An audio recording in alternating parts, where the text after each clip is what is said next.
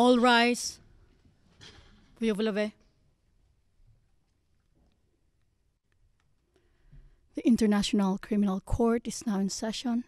L'audience à la Cour pénale internationale est ouverte.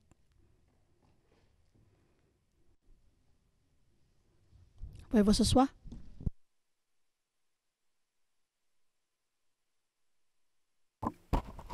Good morning, everyone. Could the court officer... Bonjour à tous. Monsieur le greffier, veuillez citer l'affaire, le greffier d'audience. Bonjour, Monsieur le Président, bonjour, Messieurs les juges. Situation en République centrafricaine. Affaire le procureur contre Jean-Pierre Bemba Gombo et consort. Référence de l'affaire ICC 0105 et 0113. Nous sommes en audience publique. Le Président, merci.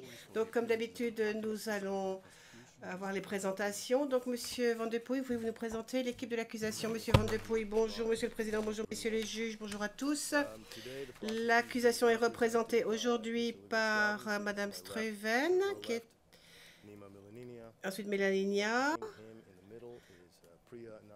Priyana Narayan, Michel Regué, ensuite Sylvie Wakchom, qui est à droite, au milieu Carmen Garcia Ramos, et à sa droite Yacine Mostafa, et je suis Kweku Van de Puy. Je vous remercie, le Président, merci. La défense maintenant. Commençons par la défense de Monsieur Bemba. Maître Taylor. Bonjour, Monsieur le Président, bonjour à tous.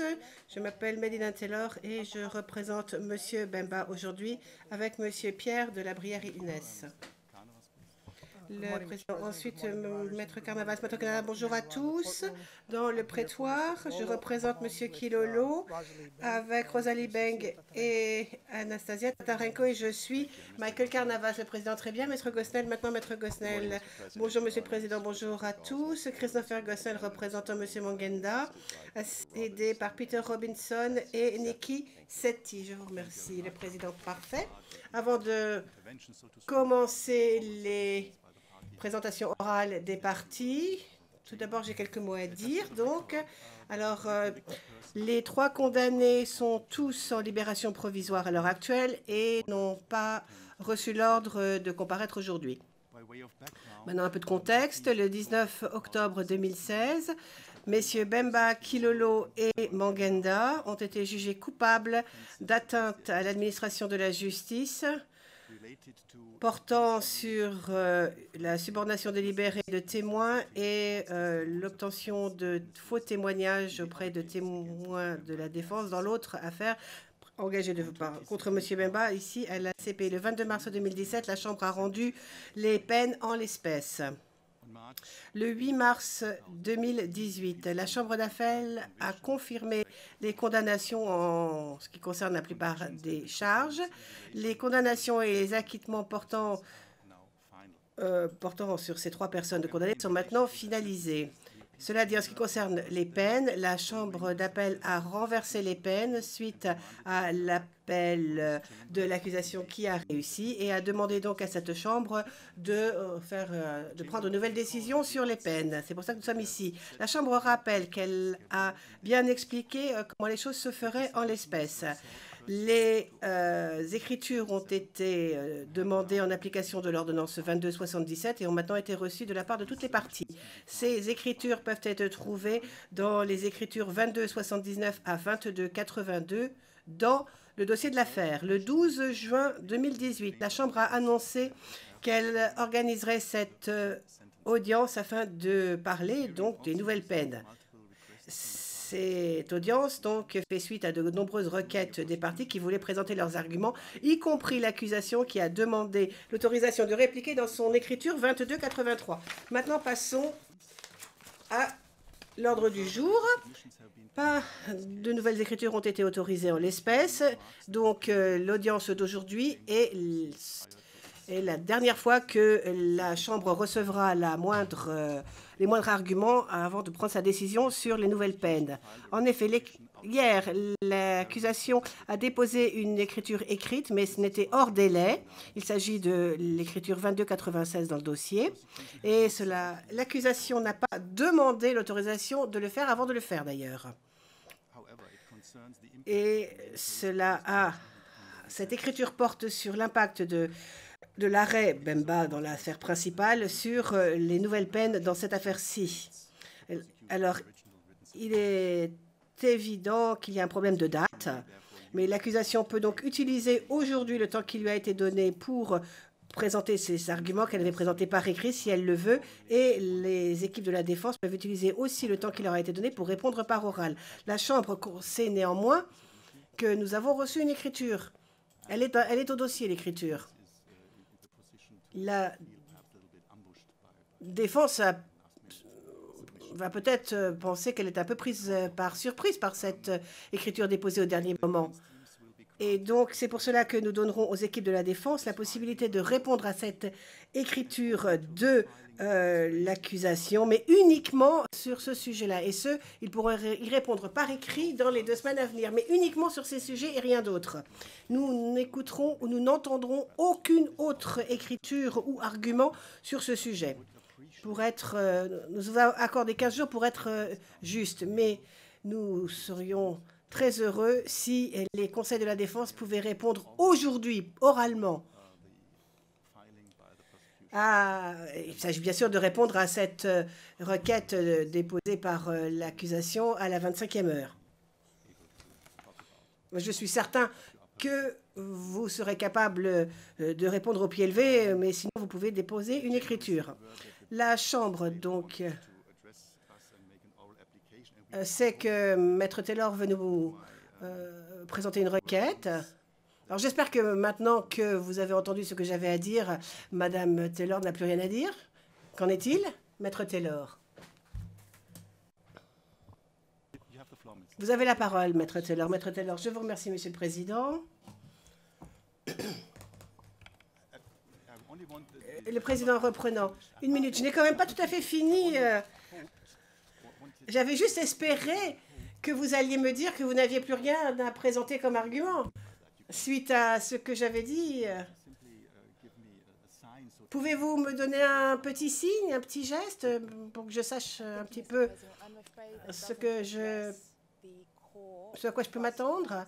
Madame Taylor, non, je pense que malheureusement, ce que vous avez dit ne répond pas exactement à notre préoccupation et nous aimerions en discuter. Le Président, bien, vous pourrez le faire. Alors, ensuite, donc le but de l'audience d'aujourd'hui est d'entendre les arguments supplémentaires des parties. Mais il n'y a pas besoin de répéter ce qui a déjà été écrit ou dit, s'il vous plaît. Sachez que la Chambre a déjà tout lu, a lu avec énormément d'intérêt toutes vos écritures. Donc, pas besoin de répéter et encore répéter toujours les mêmes choses. Et nous aimerions que l'audience d'aujourd'hui soit courte et précise. J'aimerais qu'on en termine aujourd'hui. Et après cette audience, la Chambre délibérera sur la peine appropriée. Bien sûr, la décision ne sera pas rendue aujourd'hui quand même. Il nous faut un petit peu de temps, mais cela viendra très rapidement. La Chambre va d'abord entendre les arguments de l'accusation, puis les équipes de la défense. Mais cela dit, étant donné que Mme Taylor avait une demande à faire auprès de la Chambre, je lui donne la parole. Mme Taylor, je vous remercie, Monsieur le Président. Oui, bien sûr, nous avons bien compris que vous nous avez donné un remède suite à l'écriture déposée au dernier moment par l'accusation. Mais nous avons quand même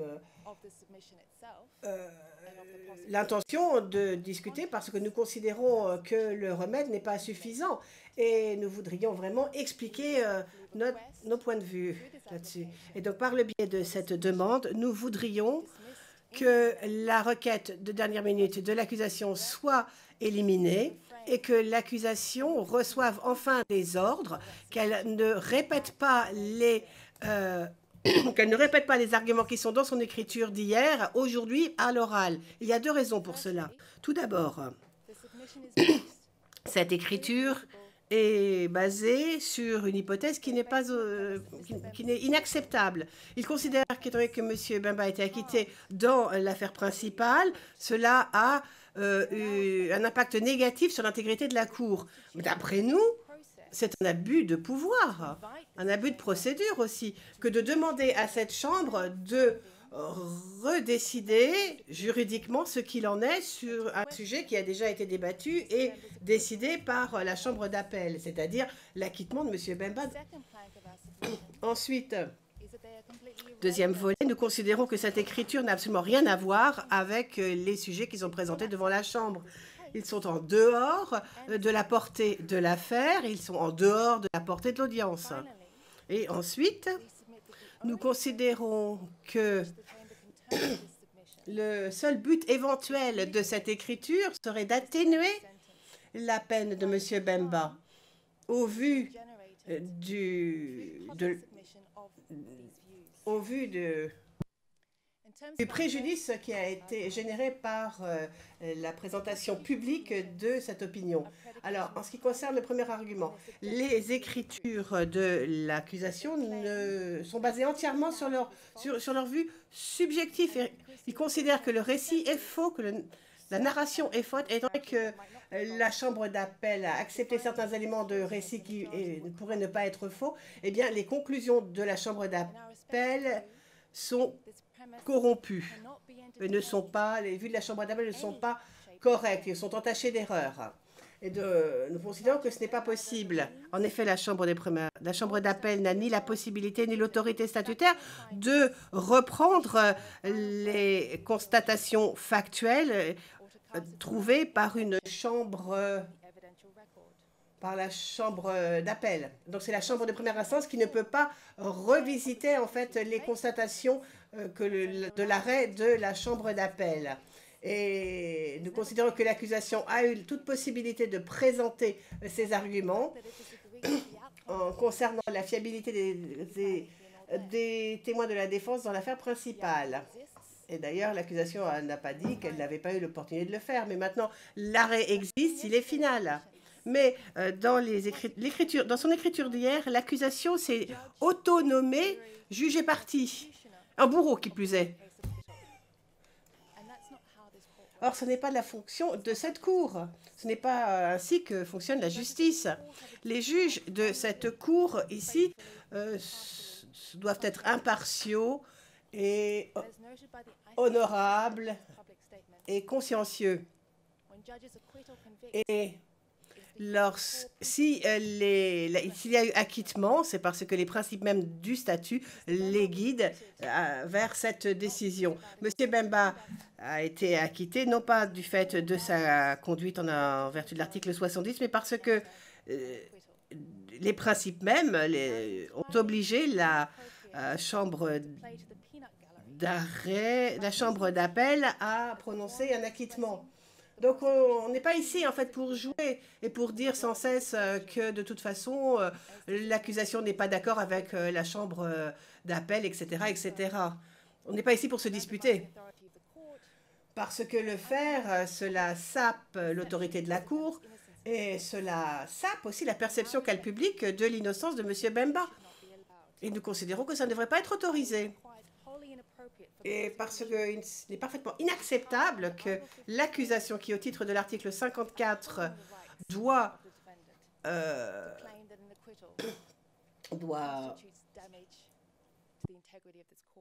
respecter les droits de l'accusé, cela ne serait pas normal. Donc, maintenant, deuxième volet de nos arguments. Nous considérons qu'en fait, dans l'écriture d'hier, l'accusation ajoute de nouveaux arguments. En fait, ils changent complètement de thèse et ils ajoutent des arguments qui sont totalement hors sujet. Comme l'a dit le juge président, d'ailleurs, il s'agit donc des étendues des dommages, de l'impact de la subordination par rapport au fait d'être co-auteur, etc., etc. Donc, l'accusation a déposé des écritures sur ces points, a demandé à ce qu'elle puisse répondre. Or, aucun de ces arguments n'en sont présentés dans l'écriture d'hier. De toute façon, je ne vois pas comment il pourrait relier les arguments présentés dans l'écriture d'hier et la portée de cette affaire même, puisqu'il y a de nouveaux arguments. on est en train de se demander si les témoins de la défense ont menti sur le fond dans l'affaire principale. Mais ça n'a absolument rien à voir avec notre procès ici. C'est complètement en dehors de la portée de l'article 70. Et l'accusation a trouvé lors de l'appel qu'il y avait en effet cette limite et a reconnu cette limite d'ailleurs. Alors d'un côté, dans une affaire, il plaide une chose et dans une autre affaire, il plaide autre chose. Ici, on parle de 14 témoins dans cette affaire-ci. Alors, quant à savoir s'il y a d'autres témoins comme D48 qui auraient été subornés, eh bien, il fallait y penser avant quand même. Ils ne l'ont pas fait, c'est trop tard. Et cela montre bien que leur écriture d'hier n'est pas valable et mal informée. Donc, on ne peut pas attendre quand même d'être à hockey choral et qu'on soit en plein on ne peut pas attendre les tirs au but pour attendre et changer les règles. C'est pas possible. C'est pas comme ça que marche un procès. Donc, et l'accusation n'a plus de temps. C'est trop tard. On ne peut pas se réveiller maintenant et puis demander à ce qu'on rouvre le dossier. Ce n'est plus possible. Ensuite, l'impact de ces écritures et de ces arguments sur la présomption d'innocence dont devrait bénéficier M. Bemba. La présomption d'innocence et l'innocence, ce n'est pas juste un mot vide de sens. Absolument pas, c'est un droit humain quand même. Et quand une personne a été acquittée en appel, une bonne fois pour toutes, cela devrait quand même être un droit essentiel. Et d'ailleurs, la Cour européenne des droits de l'homme a bien dit cela lors d'une affaire contre les Pays-Bas. Lorsqu'une personne a été déclarée non coupable, on ne peut plus faire courir des rumeurs sur son éventuelle culpabilité. L'accusation a dit qu'il n'avait pas... Dans ses écritures, l'accusation n'a pas dit qu'elle doutait de certains témoins, mais elle dit même que l'acquittement a été obtenu, mais par le biais d'une conduite corrompue. Mais c'est parfaitement inacceptable de dire cela. Parce que... à quoi sert un acquittement alors si pour le reste de sa vie, on est poursuivi par des doutes et des suspicions? Et cela a à voir avec l'impartialité et l'équité du processus juridique de la Cour. Ce n'est pas la première fois d'ailleurs que l'on a ce type de déclaration. Et il y a eu exactement le même type d'arguments qui ont été présentés lors de l'audience au fin de la libération. Le procureur a fait des déclarations publiques aussi. Donc, nous demandons à la Chambre, tout d'abord, d'écarter complètement l'écriture déposée hier et ensuite de prendre en compte le préjudice que ces déclarations publiques auraient pu avoir pour M. Bemba et pour ses droits humains. Et nous vous demandons à la Chambre de prendre cela en compte lorsqu'elle évaluera quelle est la peine appropriée à imposer en l'espèce. Et nous pensons que cette approche est parfaitement cohérente avec celle de la Chambre de première instance 1 dans l'affaire Lubanga. Maître Carnavas, qu'avez-vous à dire? Maître Carnavas, je vous remercie, Monsieur le Président. Je remercie tout d'abord la Chambre de première instance pour sa décision sur ce sujet. Mais, cela dit, cette écriture, en fait, est erronée et truffée d'erreurs. Et va vous induire en erreur. En fait, c'est de la tactique de guérilla. Au dernier moment, comme ça, on dépose une écriture qui pourrait faire 2 paragraphes. Mais non, l'écriture, elle en fait 20 des pages, et pas des paragraphes. Donc, et sans notification aucune, qui plus est. Donc, je considère, tout comme ma consoeur, qu'il faut écarter d'un revers de main cette écriture et de ne même pas accorder la moindre parole pour aborder le sujet. Et si on doit répondre, eh bien, il faut nous donner au moins 4 à 6 semaines, parce que c'est de la tactique de guérilla. C'est une tactique où on ne n'avertit pas. C'est pratiquement un comportement non éthique. Il faudrait une sanction, à mon avis. Sanction Alors, d'après moi, quelle pourrait être cette sanction? Puisqu'on va passer au moins un mois à essayer de rédiger quelque chose en réponse, eh bien, je pense que l'accusation devrait nous payer pour ça. Parce que si on les fait payer, si on les touche au porte-monnaie, peut-être qu'ils arrêteront cette tactique de guérilla. Le président, Monsieur Van de Pouille, j'imagine que vous aimeriez répondre. Vous avez sans doute des choses à dire. Je vous remercie, Monsieur le Président. Oui, s'il vous plaît. Si vous voulez bien, je répondrai avec plaisir. Je dois dire que j'ai du mal à croire à ce que j'entends. Et pourquoi est-ce que j'ai du mal à tout cela? Parce que vous écoutez des conseils qui représentent des clients qui ont été condamnés par cette chambre au-delà de tout doute raisonnable. Et ils ont été condamnés parce que leurs clients ont essayé de suborner, de suborner des témoins, ont suborné des témoins d'ailleurs, et ont essayé d'influencer le cours de la justice ici, dans cette cour. Alors j'écoute Maître Carnavas qui dit qu'il va présenter des arguments par oral. Il considère que le fait de dire que nous allons présenter nos arguments par oral, ce ne serait pas éthique, alors que lui, il représente un client qui a été condamné non seulement par cette chambre de première instance, mais aussi par l'arrêt de la chambre d'appel, et sur 28 charges qui plus est, 28 charges sur l'atteinte à l'admiration de la justice. J'écoute Maître Taylor, qui représente Monsieur Bemba, qui a été acquitté, certes, dans l'affaire principale, mais qui a été condamné ici, en l'espèce, au-delà de tout doute raisonnable, pour mauvaise conduite, pour délits pénaux, aux fins de pervertir le cours de la justice. Et ici, devant cette cour pénale internationale, alors j'ai du mal à parler, je ne sais même pas quoi dire. Parce que ce que nous affirmons, ils vont répondre, d'ailleurs vous les autorisez à le faire, nous considérons que tous ces efforts ont en fait influencé le résultat. Le résultat, l'acquittement, c'était le but même du plan commun que vous avez quand même, dont vous avez reconnu l'existence. Donc, c'est pour cela que nous voulons présenter des arguments. Nous voulons les présenter d'une manière ou d'une autre. Nous voulons aller au fond des choses pour les juges. Et nous demandons fermement à être autorisés à présenter ces arguments. Merci.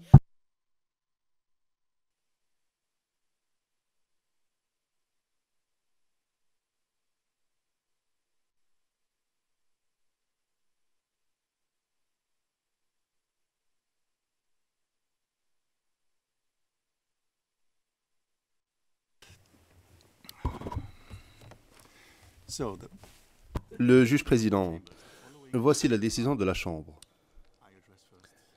Tout d'abord, je réponds aux arguments de Maître Taylor. Vous avez essentiellement répondu à la requête, pour ainsi dire.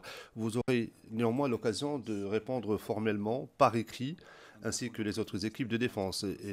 Et comme cela, la défense ne subira pas de préjudice.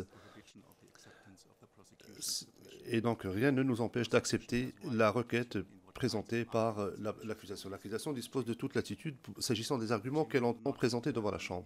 La Chambre ne jugera pas irrecevable d'emblée ces arguments, comme le laisse entendre l'équipe de défense de M. Bemba. Donc, cette requête est rejetée. Mais pour ce qui concerne la défense de M. Bemba, s'agissant des arguments présentés par l'accusation, eh bien, nous prenons acte de cela. Et chaque fois qu'un argument est présenté, la Chambre les appréciera lorsqu'elle se penchera sur le fond des arguments. J'invite maintenant M. Van der Pouille à nous présenter ses observations par oral. Et je demanderai à toutes les parties ici présentes, de se focaliser sur les questions qui nous intéressent aujourd'hui, c'est-à-dire des arguments qui pourraient être développés pour ou contre la peine qui sera déterminée par la Chambre s'agissant des trois accusés en l'espèce. La Chambre vous serait reconnaissante de bien vouloir vous abstenir de faire des reproches les uns aux autres. Contentez-vous de présenter des arguments rationnelle. C'est d'ailleurs pour cette raison que nous sommes dans une salle d'audience. Nous ne sommes pas ici pour faire des effets de manche, mais simplement pour débattre d'arguments au fond. Monsieur Van der Poel, soyez très concis et succinct parce que vous avez déjà déposé votre écriture. Le juge président, nous avons lu votre écriture. Monsieur Van der Poel, je vous demanderai de bien vouloir m'accorder quelques instants, le temps de me préparer. Cela prendra quelques secondes. Merci.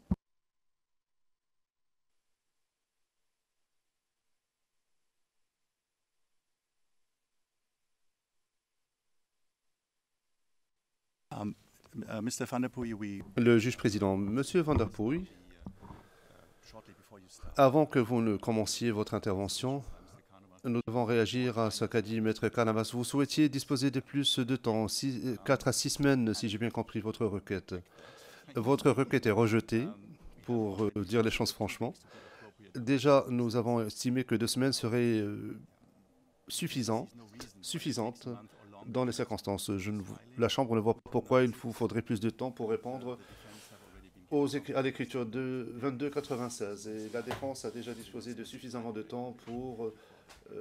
donc la norme des 10 jours a été respectée pour présenter des réponses en application de la règle de la norme 34. Je pense que 2 semaines seront amplement suffisantes pour répondre et présenter les arguments que vous souhaitez présenter à la Chambre. Mais comme je l'ai déjà dit, Maître Taylor a déjà commencé à formuler quelques observations. Maître Taylor, je vous prie de m'excuser, Monsieur le Président. J'ai une question très précise à poser et qui concerne l'intervention de Monsieur le procureur, qui concerne des faits qui ne sont pas dans le cadre de cette affaire. Nous n'avons pas bénéficié de divulgation. Donc à ce stade-ci, nous ne savons pas si l'accusation a l'intention de procéder à la divulgation de ces éléments d'information ou pas. Et faute d'instruction de la Chambre, nous ne savons pas ce qu'il en est. L'accusation a fait référence à un témoin qui n'est même pas intervenu dans le cadre de la présente procédure et nous n'avons pas bénéficié de divulgation relative à l'affaire principale. Le président, M. Van der Poel, répondez à cette question précisément. M. Van der Poel, oui, bien sûr. Je ne sais pas à quel document fait référence Maître Taylor. Si elle parle du CDR, dont il est fait état dans la notification, eh bien cette information a été bel et bien divulguée dans le cadre de cette procédure. D'ailleurs, elle fait partie du dossier de l'affaire. Et je peux d'ailleurs lui donner les références si elle souhaite l'avoir. Le juge président, si vous parlez de cette partie de ce dossier de l'affaire, alors il conviendrait de préciser ce qu'il en est. Nous ne pouvons pas le faire maintenant. Vous pourrez le faire inter partes. Évidemment, si la défense n'est pas en mesure de fournir une réponse significative, à ce moment-là, nous reviendrons sur la question dans les délais impartis. Monsieur Van der Poel, je dispose de la référence, si c'est de cela qu'elle parle. Sinon, je ne sais pas à quelle information elle fait référence. Si c'est cette référence qu'elle souhaite avoir, je peux lui donner. Le juge président, très bien. Dans ce cas-là, nous serons ici jusqu'à la fin de cet après-midi, donc nous en avons pour la journée. Je vous demanderai de bien vouloir résoudre cette question. Maître Taylor, il vous fournira l'information dont vous souhaitez disposer et vous, Monsieur Van der Poel, essayez de vous en tenir au temps qui est prévu. Je vous demanderai de bien vouloir fournir donc ces informations, Monsieur Van der Poel. Monsieur Van der Poel, merci, Monsieur le Président. Je ferai de mon mieux pour agir avec célérité. Je ne savais pas quelles seraient les contraintes de temps s'agissant des présentations. Est-ce que vous m'entendez? Oui, très bien. Pardon. Je vais m'éloigner un peu du microphone.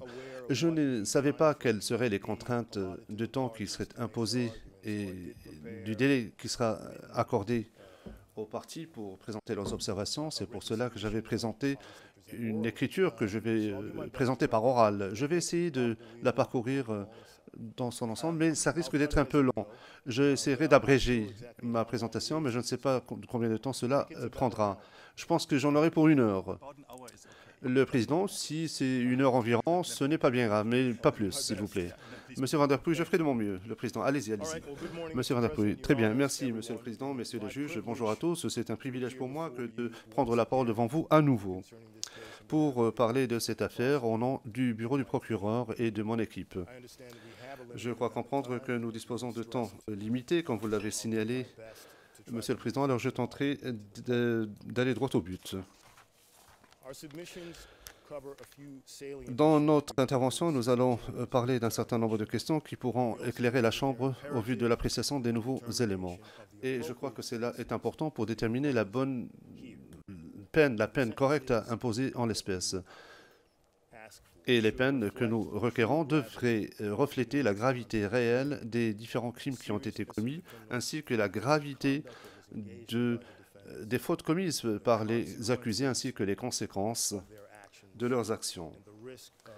Et enfin, le risque, ainsi que le préjudice que cela a causé à la procédure de la Cour, ainsi que de la confiance du public par rapport à la Cour, ce qui est indispensable pour que la Cour puisse s'acquitter de son mandat. Nous allons donc parler de l'impact de l'acquittement déclaré par la Chambre d'appel dans l'affaire principale sur la fixation de la peine à laquelle vous allez procéder dans cette affaire. Nous allons évaluer donc l'impact de cela. La Chambre d'appel donc s'est fondée sur des éléments de preuve qui... Et donc nous allons parler des faux témoignages de certains témoins qui ne concernent pas l'affaire principale. Nous allons aborder l'impact du fait que la Chambre puisse envisager des modes de responsabilité par complicité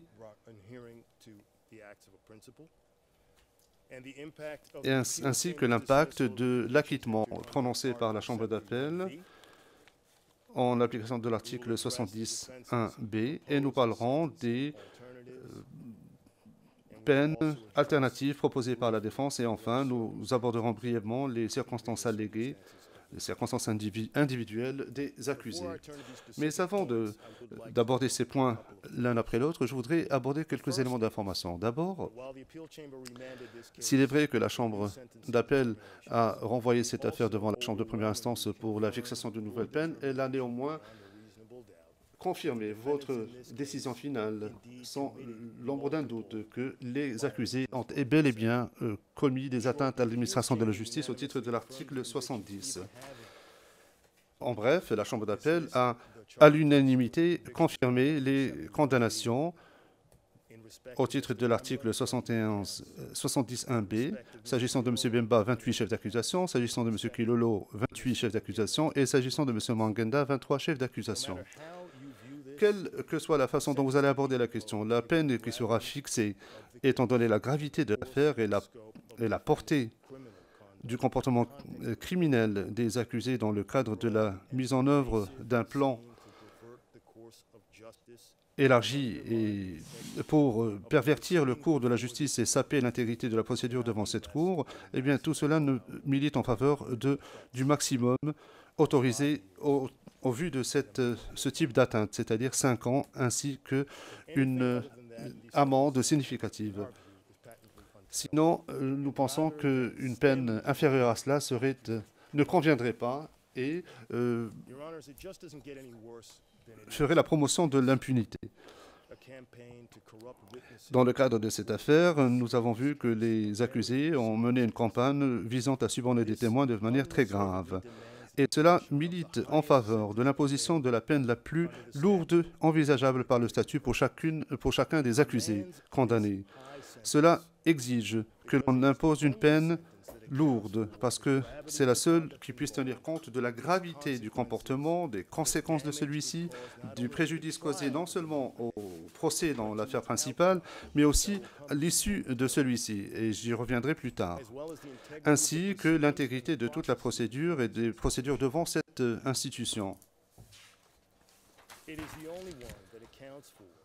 Ce serait la seule peine qui tiendrait compte du fait que les accusés ont miné la crédibilité de la Cour devant le public, ce dont elle a besoin pour s'acquitter de son mandat. Il y a un autre élément qui répond un peu à la question qui a été posée par ma contradictrice. Lors de l'audience initiale, au fin de la fixation de la peine en décembre 2016, il y a plus d'un an, nous avons dit ceci. Les crimes pour lesquels la Chambre a condamné Bemba, Kilolo, Mangrenda, Babala et Arido le 19 octobre 2016 mettent en péril le mandat de la Cour. En termes simples, la Cour doit rendre justice. La justice, s'agissant des crimes qui inquiètent au plus haut point la communauté internationale, la justice, s'agissant des victimes de ces crimes, plus de 5000 d'entre elles ont été admises par la Cour, cette Cour de dernier recours, et la justice, s'agissant du fait d'assurer les principes de l'équité de la procédure prévus dans le statut et qui était prévu donc à l'égard des parties et des participants devant cette Cour. Et la justice pour ce qui est de la Cour elle-même. Elle doit protéger sa crédibilité, son intégrité, ainsi que son statut et son autorité, afin qu'elle puisse véritablement mener à bien sa mission et s'acquitter de son mandat à long terme. C'est ce que nous avons dit en décembre 2016. Et nous avons dit également ceci. S'il est vrai que l'on peut dire que le préjudice immédiat pour la Cour a été évité dans l'affaire principale Bemba, parce que le but ultime du plan commun qui était d'obtenir son acquittement ne s'est pas concrétisé. Rappelez-vous ceci cependant. L'affaire principale n'est pas définitive et au-delà de l'affaire principale, seul le temps nous permettra de déterminer quel sera le préjudice à long terme causé à la Cour. C'est ce que nous avons dit il y a 1 an et demi, longtemps avant que ne soit rendu l'arrêt en acquittement. Et voilà que nous nous retrouvons aujourd'hui. Les risques se sont concrétisés. En effet, la Chambre d'appel a choisi de renvoyer cette affaire devant votre Chambre pour fixer à nouveau la peine. Et c'est un répit pour la Cour. C'est aussi l'occasion pour la Chambre de faire ce qui s'impose une fois pour toutes.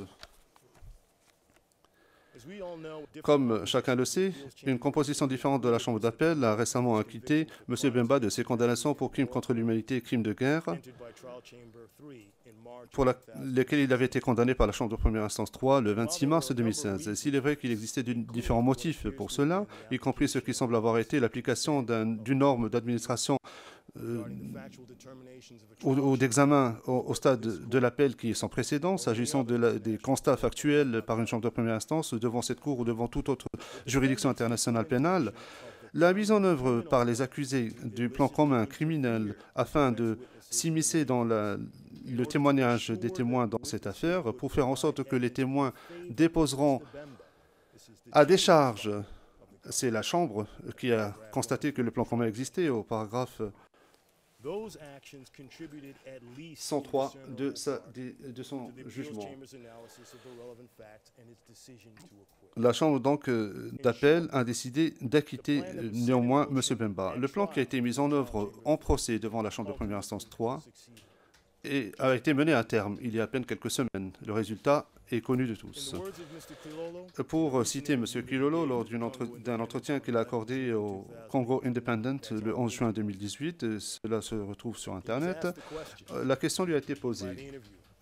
Donc l'intervieweur lui a posé la question suivante. La première question est simple. Comment est-ce que vous vous êtes senti lorsque vous avez entendu la juge Christine Vandenlanga de la Chambre d'appel prononcer le mot « acquitté » Qu'est-ce que vous avez ressenti?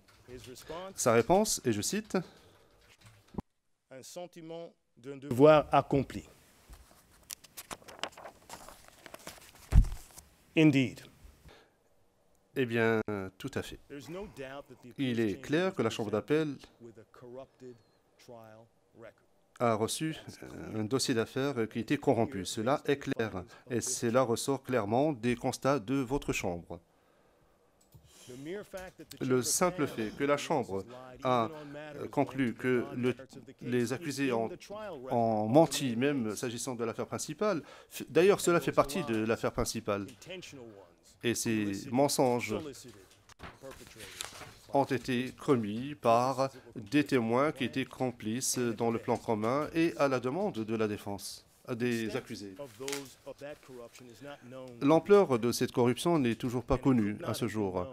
Et on ne pouvait pas le savoir, ni la Chambre d'appel ne pouvait le savoir, ni d'autres chambres n'auraient pu arriver à cette conclusion-là.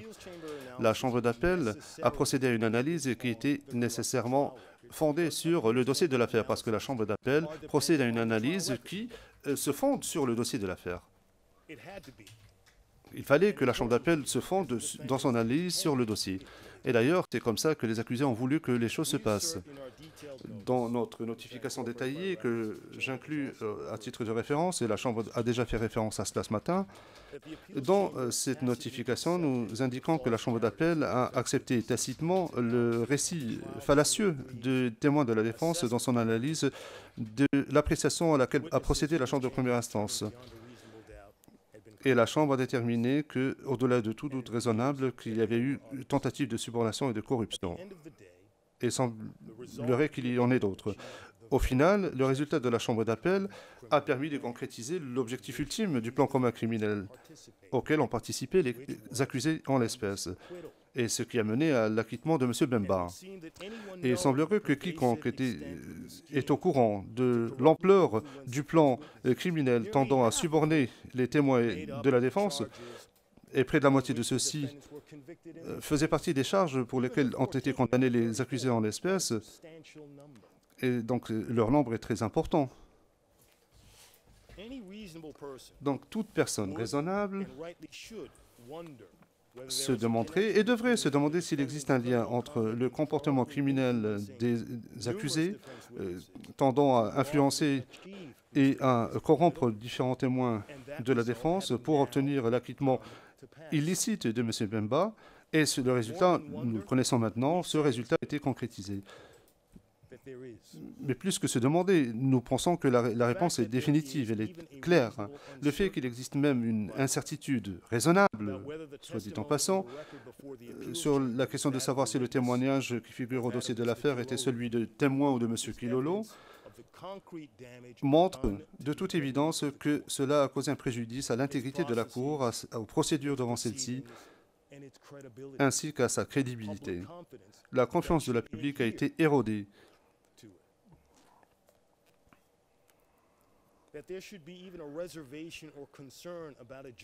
Que l'on ait des réserves ou même des préoccupations s'agissant du jugement prononcé par la Cour dans l'affaire principale est le résultat direct du comportement criminel des accusés. Ils ont pollué le dossier de l'affaire, et ce, à dessein.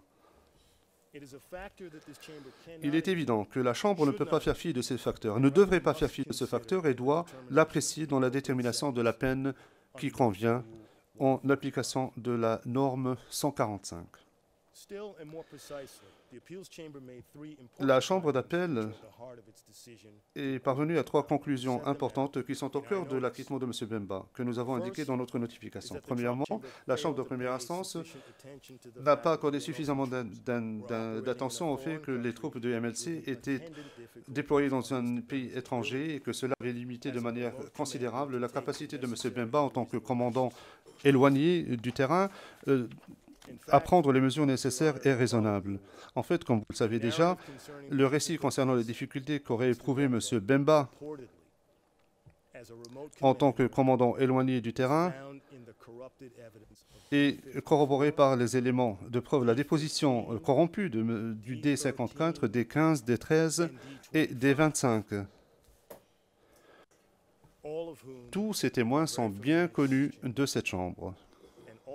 Et tous ces témoins ont été influencés, subornés par les accusés, et cela ne fait aucun doute. Dans le cas du D54 et du D15, vous avez devant vous la preuve irréfutable sous forme de communication interceptée, où M. Kilolo est littéralement en train de leur dicter le témoignage qui est reflété maintenant dans l'évaluation à laquelle a procédé la Chambre d'appel lorsqu'elle a procédé à une analyse des éléments de preuve faite par la Chambre de première instance et l'évaluation qui a somme toute mené à l'issue de l'affaire que vous connaissez. Deuxièmement, la Chambre de première instance n'a pas tenu compte de la déclaration de M. Bemba, lequel avait écrit au Premier ministre de la République centrafricaine demandant la mise sur pied d'une commission d'enquête internationale, ou le témoignage du D48 qui a témoigné et dit que cette lettre existait bel et bien. Mais comme nous l'indiquons dans notre notification, le D48 qui a été cité par la Chambre d'appel n'était pas un des témoins il n'était pas un témoin dont l'influence corrompue a été prise en compte par ces chambres. Je crois que c'est à cela que faisait allusion Maître Taylor. Or, vous disposez des relevés téléphoniques qui démontrent que le D48 a eu de nombreux contacts avec M. Kilolo avant sa déposition le 6 novembre 2012 dans l'affaire principale. Ces relevés ont été reconnus comme ayant été formellement déposés auprès de la Chambre le 24 septembre 2015, les trois. Car OTP 0072-0081, car OTP 0072-0082, les deux ont été divulgués le 13 décembre 2013, et car OTP 0072-0391, qui a été formellement déposé le 24 septembre 2015 et qui a été divulgué le 31 janvier 2014.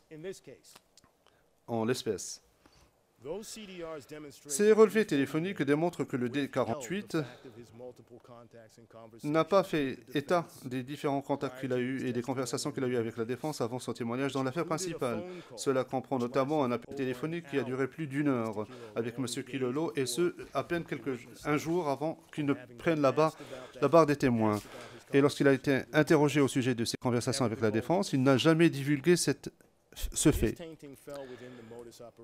Et cela cadrait avec le plan commun criminel, comme vous l'avez d'ailleurs constaté, et vous avez déterminé au-delà de tout doute raisonnable que les accusés dans cette affaire ont participé à cela. Son témoignage fait partie de l'affaire, du dossier qui a été présenté à la Chambre d'appel. Cela fait partie du dossier de l'affaire, comme celui d'un autre témoin. Mais les éléments de preuve dont nous disposons démontrent bien qu'il n'a pas été véridique, et cela ne fait pas partie du dossier, malheureusement. Et il n'est donc pas étonnant qu'il n'ait pas dit la vérité. De la même manière que pratiquement tous les témoins qui ont été jugés par cette Chambre comme ayant été subornés par l'accusé dans le cadre de la mise en œuvre du plan commun. La Chambre d'appel ne pouvait pas être au courant des relevés téléphoniques. La Chambre d'appel n'était pas au courant de la véracité de sa réponse lorsqu'il a été interrogé au sujet des contacts qu'il avait eus avec la défense, lesquels il n'a pas divulgués. La Chambre d'appel n'était pas en mesure de le savoir parce que cela ne faisait pas partie du dossier de l'affaire. Or, vous le savez, vous. Le récit qui a été présenté par le D48 a été accepté de manière tacite par la Chambre d'appel. Et il a d'ailleurs éclairé la décision en faveur de l'acquittement. Troisièmement, la Chambre de première instance a commis une erreur en attribuant, lorsqu'elle n'a pas attribué des limites quant au mandat et l'exécution, ainsi que les résultats des mesures prises par M. Bemba. Ce récit se retrouve dans le témoignage corrompu du D48 et du D54. La Chambre dispose d'éléments de preuve qui démontrent qu'il y a eu un faux témoignage dans l'affaire principale. Vous le savez parce que vous disposez des relevés téléphoniques et que son témoignage est public. Donc vous pouvez constater vous-même que la réponse à la question qui lui a été posée ne correspond absolument pas aux éléments de preuve dont vous disposez ici. La Chambre d'appel n'a pas identifié la source de ce récit sur laquelle elle s'est fondée lorsqu'elle a critiqué l'analyse à laquelle a procédé la Chambre de première instance. C'est-à-dire que les limites dans le mandat, l'exécution et le résultat des mesures prises par M. Bemba n'étaient pas de son ressort. Ce qui est clair, cependant, c'est que les éléments de preuve présentés par les témoins corrompus et subornés devant l'enquête, dans le cadre de l'enquête Mandanga et la commission Zongo, faisait partie du dossier de la Chambre de première instance.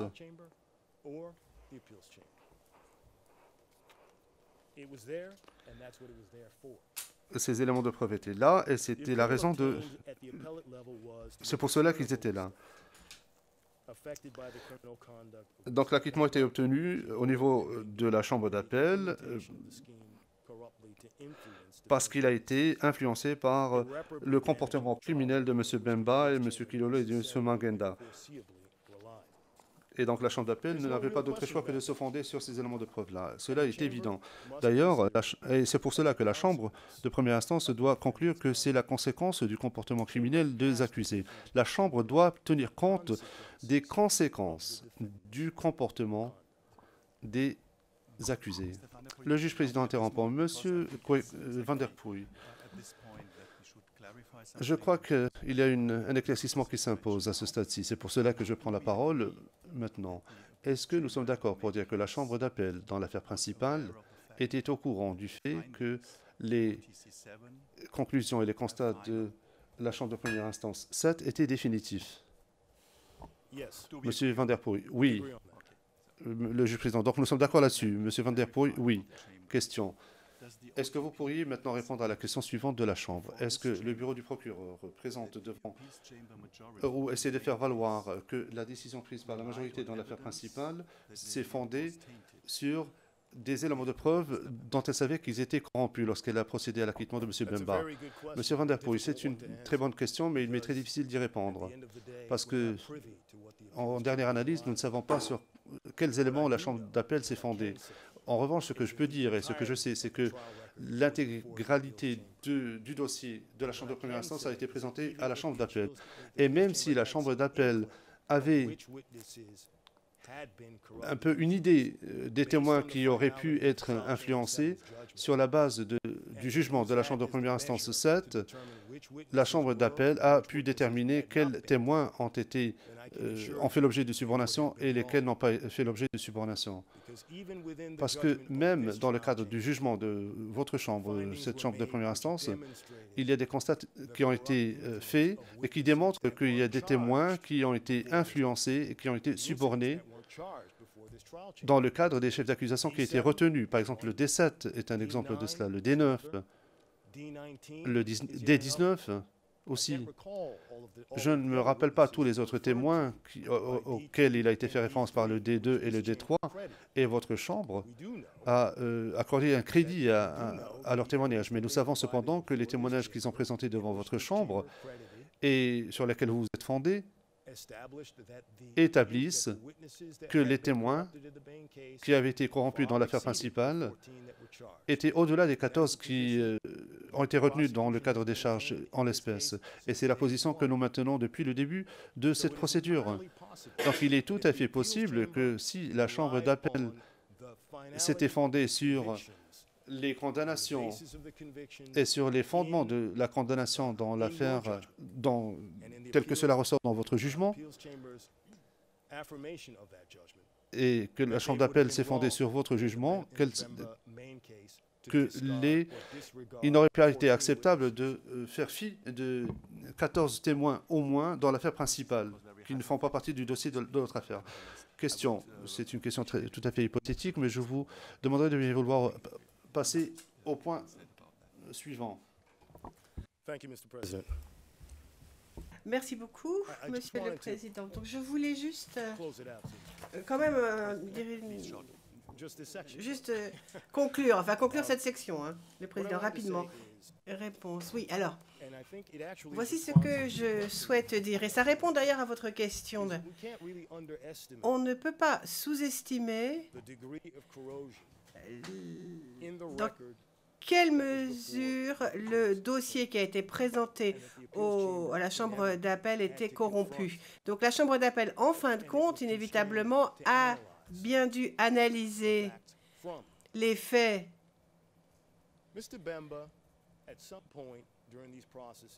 qui étaient dans le dossier. Monsieur Bemba, à un moment, quand même, lors de la procédure, n'a plus compté sur 14 témoins, à peu près 1 an et demi après qu'il était accusé en l'espèce. Alors, ça montre... C'est quand même un peu douteux. Ça montre bien qu'il y a des témoins qui ont été corrompus, parce que d'après vos propres constatations, d'ailleurs, vous savez qu'il y en avait plus que 14. Et cela n'excluait pas Il est vrai qu'on savait que 14 témoins avaient été subornés, pourtant le dossier n'a pas été expurgé de ces 14 témoignages. La défense Bemba n'a pas avoué quoi que ce soit et n'a pas retiré les éléments de preuve présentés par ces témoins corrompus dans l'affaire principale. Et vous rappelez-vous,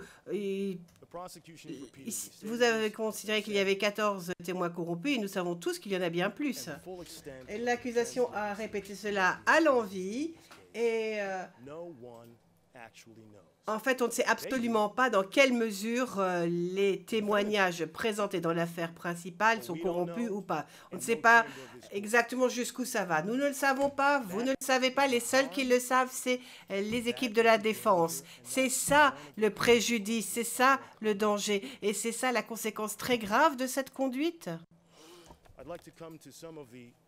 Maintenant, je vais passer à autre chose. Je vais passer aux erreurs identifiées par la Chambre d'appel par rapport au jugement présenté par votre Chambre. Si vous me le permettez, parce que je vois que vous hochez la tête ou vous n'opinez pas vraiment du chef. Le président, non, je suis parfaitement d'accord. Poursuivez, Monsieur Van de Poel. Je n'ai pas arrivé à bien comprendre votre gestuelle, Monsieur le Président. Alors, je reprends. Donc, tout d'abord, la Chambre d'appel a trouvé une erreur considérant l'évaluation de la Chambre de première instance de la gravité des crimes. Alors, je ne vais pas reprendre ce que j'ai déjà dit, bien sûr, mais ils ont déterminé qu'il y avait une erreur dans l'évaluation de la Chambre portant sur les faux témoignages qui n'allait pas jusqu'au fond de l'affaire. Ils ont considéré que d'après eux, ce n'était pas tout à fait aussi important et aussi grave que s'il y avait eu de véritables faux témoignages. Mais nous considérons que dans le cadre du statut, on ne peut pas faire ce type de distinction. Alors, si la Chambre ayant déterminé que les témoins ont fait des faux témoignages dans l'affaire principale, eh bien, on ne peut pas diminuer de ce fait la gravité de la conduite criminelle des accusations. Les accusés sont pour l'interprète. Et nous considérons que le but même des faux témoignages qui ont été proférés par les témoins corrompus n'avait qu'un but, c'était pour être certain que les mensonges proférés sur le fond ne seraient pas repérés par qui que ce soit, ni par la Chambre, et que, du coup, dans le dossier de l'affaire, on considérait que ces mensonges étaient des vérités. Alors, pourquoi est-ce que ils ont menti sur leurs réunions, leurs appels, leurs contacts, les transferts d'argent, etc., les pots de vin qu'ils ont reçus, les incitations qu'ils ont fait preuve, etc., ils ont toujours menti à ce propos. Et pourquoi? Pour qu'on ne puisse pas saper leur crédibilité, pour qu'on ne puisse pas évaluer correctement les éléments de preuve qu'ils apportaient à l'affaire, sur le fond de l'affaire, évidemment. Le but même de ces mensonges était de rendre encore plus efficaces les mensonges qui ont été proférés dans l'affaire principale afin d'influencer la Chambre. Pour que la Chambre croie les témoins, pour que les témoignages aient l'air spontanés, pour que la Chambre y accorde tout le crédit nécessaire. Et c'était en fait l'objectif du plan commun. Alors, diminuer la gravité de la conduite des accusés sur cette base, c'est totalement inacceptable. En plus, ça ne fait qu'empirer les choses. Ils ont menti sur certains points qui n'étaient pas des points de fond dans l'affaire principale, mais cela a totalement corrompu l'influence des témoins sur lesquels la Chambre la Chambre de première instance numéro 3 devait se baser, et aussi la Chambre d'appel. Et cela a permis aussi à ces témoins corrompus de prospérer, si je puis dire, parce que tout cela était parfaitement indétecté. Les témoins corrompus ont témoigné en mentant sur plusieurs choses, sur sa responsabilité, sur le contrôle effectif, sur le travail des commissions d'enquête, sur la nature et la portée des enquêtes effectuées, sur le fait qu'il avait connaissance des crimes commis par les forces du MLC. C'est de cela que ça parlait. Parce que c'est de ça, lorsque M. Kilolo, par exemple, lorsqu'il parle avec D15, dit bien explicitement qu'il doit réduire, qu'il doit taire, en fait, la connaissance qu'avait M. Bemba de cela. Réduire l'élément de connaissance, c'était ma première préoccupation. Voilà ce qu'il dit au témoin. Donc, un témoin qui est pratiquement assis dans le box. Il lui dit qu'il faut dire tout cela. Et dire, par exemple, que M. Bemba n'avait aucun contrôle sur les forces opérant à l'extérieur du Congo en RCA, ça paraît quand même assez familier. On a déjà entendu ça, me semble-t-il. Et il dit au témoin, dans la conversation interceptée, qu'il y a de nombreux arguments qui montrent bien que c'était impossible. Donc c'est ça qu'il dit au témoin, qu'il n'y avait pas d'éléments de preuve. Il n'y avait aucune information précise. C'était des simples rumeurs. That's what he's telling the witness. All of these facts. Donc c'était pas des informations, c'était des rumeurs, rien d'autre.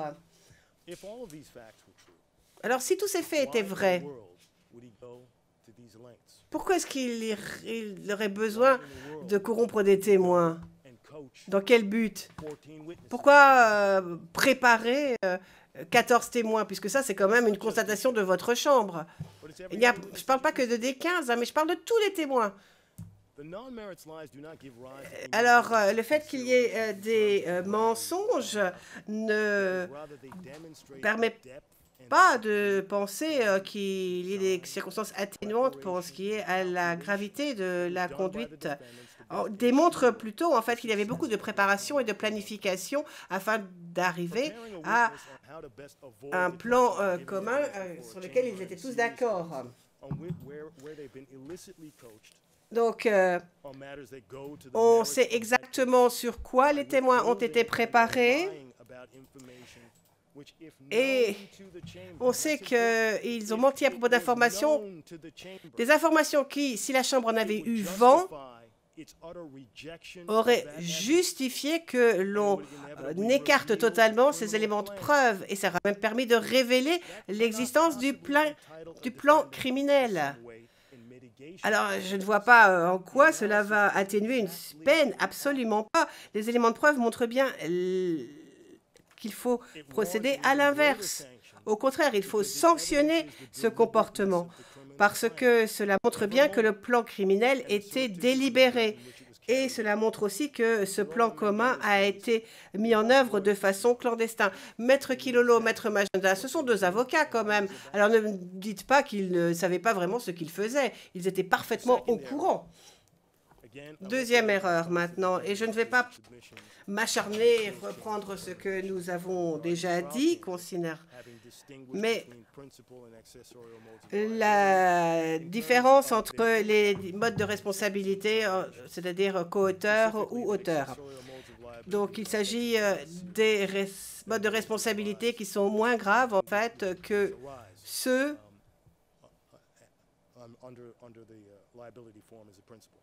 que l'on obtient lorsque l'on charge quelqu'un au titre d'une responsabilité comme auteur principal. Alors, nous considérons que la Chambre...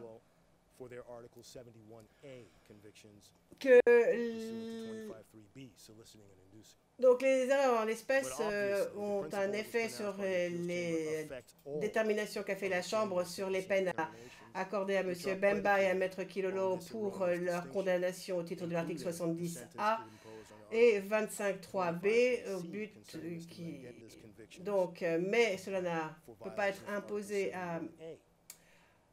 Donc, Monsieur Magenta, en revanche, lui avait été condamné pour avoir violé l'article 71A. Donc, mais que l'on soit auteur ou co-auteur, de toute façon, nous considérons qu'on ne peut pas considérer qu'il y a atténuation de la responsabilité parce que l'on est auteur ou co-auteur, d'après nous. Et donc, il faut prendre en compte, bien sûr, les circonstances au cas par cas.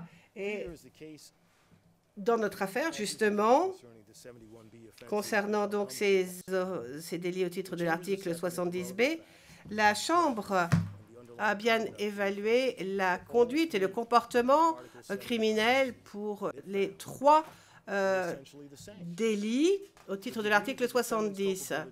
Donc, le degré de culpabilité de l'accusé ne devrait pas être réduit du fait de l'évaluation de la Chambre concernant la peine sur la base du mode de responsabilité qui a été retenu. Nous considérons que la conduite coupable des accusés et leurs crimes font qu'il n'y a aucune raison, en fait, d'atténuer leur peine parce qu'ils auraient été retenus coupables au titre d'un autre type de responsabilité pénale. Donc, les 3 accusés, quand même, font partie d'un plan criminel commun qui a impliqué une corruption et une subornation systématique et totale des témoins de la défense dans un procès portant sur des crimes extrêmement graves pour la communauté internationale. Alors, on n'est pas ici pour couper les cheveux en 4 quand même. Ils ont participé de façon coupable au plan commun, ils ont contribué à ce plan commun, et en plus, ce plan commun tournait autour d'eux, autour de ces 3-là. Et donc, leur culpabilité est évidente en ce qui concerne le plan commun. On a trouvé qu'ils étaient coupables dans l'affaire article 70. Et étant donné qu'ils ont été jugés coupables pour ce comportement, nous considérons qu'ils devraient être sanctionnés de moins 5 ans de prison et rien de moins.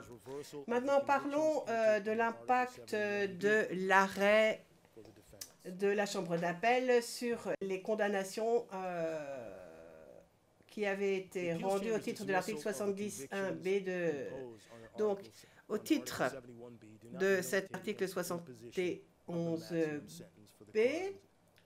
donc nous considérons que le fait que la Chambre d'appel ait écarté les condamnations imposées au titre de l'article 71b ne milite pas contre l'imposition d'une peine maximum pour les crimes commis au titre de l'article 71a et article 71c. Alors soyons simples. Étant donné que la conduite porte sur le sérieux des crimes commis au titre de l'article 70.1b, pour lesquels ils ont tous été condamnés d'ailleurs, étant donné qu'il s'agit de la même conduite au titre de l'article 70.1c, le fait qu'ils n'ont pas pu être condamnés parce qu'ils avaient présenté ces témoins, et ce parce que la Chambre d'appel a considéré qu'il s'agissait uniquement d'éléments de preuve documentaires et rien d'autre. Tout ceci, de toute façon, ne milite pas pour une atténuation de leur peine.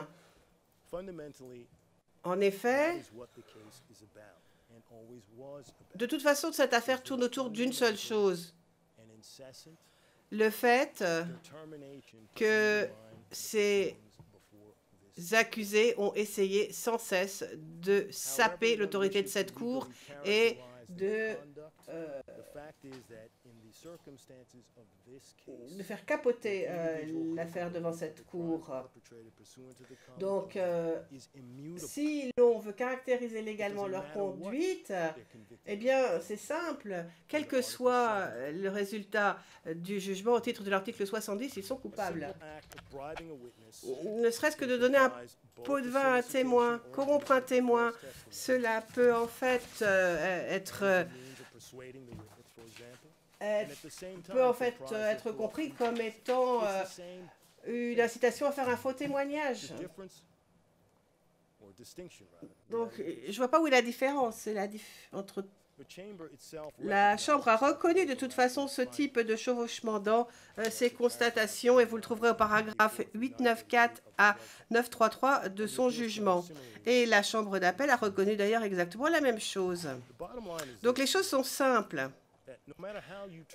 Quelle que soit la façon dont on essaye d'envisager les choses, de quelque angle que ce soit, et quelle que soit la façon dont on qualifie ou requalifie la conduite des accusés, le sérieux de leur crime et leur conduite ne dépendent pas de la qualification juridique de celle-ci. L'évaluation du sérieux porte sur la conduite exhaustive de l'accusé. Donc, ces accusés ici ont suborné 14 témoins et ce délibérément. Et vous l'avez prouvé au-delà de tout doute raisonnable. Alors, 14 témoins, ça fait pratiquement la moitié des témoins de la défense présentés dans l'affaire principale. Donc, comme vous le savez, on dit 14 et on sait très bien qu'il y en avait plus. Et ce n'est pas uniquement prouvé. Enfin, il s'agit uniquement... Utilisez votre bon sens. Ils ont participé et contribué à un plan commun dont le but était de faire acquitter M. Bemba, mais par le biais de procédés criminels. C'est ce qu'ils ont fait d'ailleurs. La détermination de la peine appropriée ne peut pas être modifiée. Étant donné ils ne peuvent pas changer parce qu'ils auraient été condamnés par erreur d'un crime, puisque de toute façon, au titre d'une autre qualification, ils auraient été condamnés. Donc, toute conclusion contraire serait absolument impossible à atteindre. Maintenant, pour ce qui est de la peine, je serai rapide. Maître Kilolo souhaite que la Chambre refasse sa peine ou repeigne sa peine, peut-être, pour qu'elle ressemble un peu à celle que demande M. Mangenda. Il voudrait une peine à retarder.